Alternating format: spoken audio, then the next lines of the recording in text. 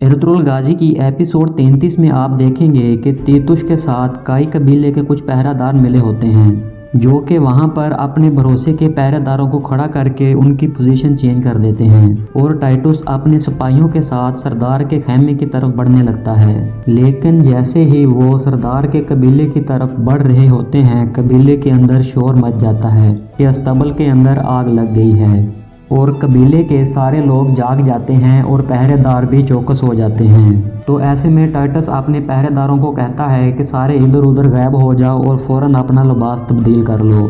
दरअसल ये आग अर्तुगरुल के छोटे भाई दुंदुस ने लगाई होती है जो कि बेहोश होने से कबल आग लगा देता है।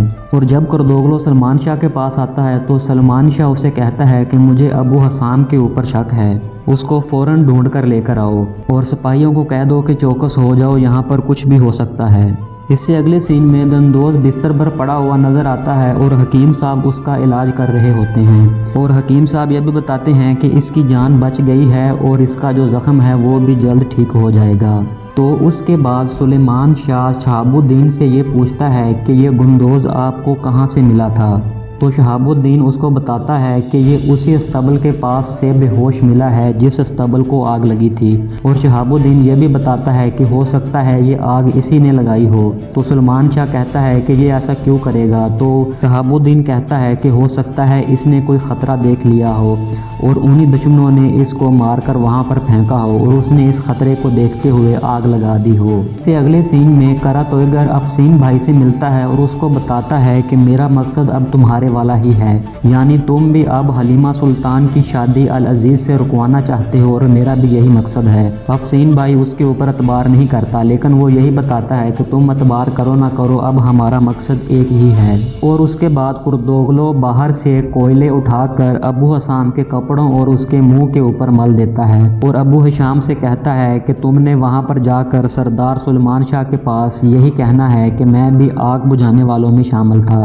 और ऐसे में अबू हिशाम सुलेमान शाह को यकीन दिलाने में कामयाब हो जाता है, लेकिन सुलेमान शाह उसको कहता है कि आप लोग अब यहाँ से चले जाएं क्योंकि कबीले के हालात ठीक नहीं हैं, तो ऐसे में हम अपने मेहमानों की हिफाजत नहीं कर सकते।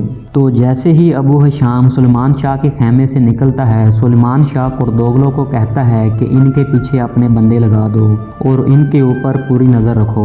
और इससे अगले सीन में गुंदोगलो अर्तुगरुल को कहता है कि अफ्तालिया को महल में पेश करते वक्त तुम हमारे साथ नहीं जाओगे, जबकि अर्तुगरुल कहता है कि मैं भी आपके साथ आऊँगा। लेकिन गुंदोगलो कहता है कि ऐसा नहीं हो सकता क्योंकि तुम्हें महल में दाखिल होते वक्त ही वो गिरफ्तार कर लेंगे। और उसके बाद हमज़ा और आइकज़ कबीले के अंदर वापस आ जाते हैं और आइकज़ आकर अपने अब्बू को बताती है कि मैंने वो किला देख लिया है जहाँ पर उन्होंने तुर्गत को कैद कर रखा है। तो आइकज़ का वालिद दिली दमीर कहता है कि आओ सारी बात जाकर सुलेमान शाह को बताते हैं। तो जब ये बात वो सुलेमान शाह को बताती है तो सुलेमान शाह कहता है कि अगर तुर्गत वहाँ पर जिंदा है तो हम उसको ज़रूर आज़ाद करवाएंगे। और उसके बाद अर्तुगरुल हलब महल की एक औरत से मिलता है और उससे कहता है कि मेरा ये पैगाम हलीमा सुल्तान तक पहुँचा दो कि उससे कहो कि अर्तुगरुल तुमसे एक बार मिलना चाहता है, वो मुझसे मिलने यहाँ पर आए। तो वो ये औरत कहती है कि ये आपके और उसके लिए बहुत ही ख़तरनाक होगा।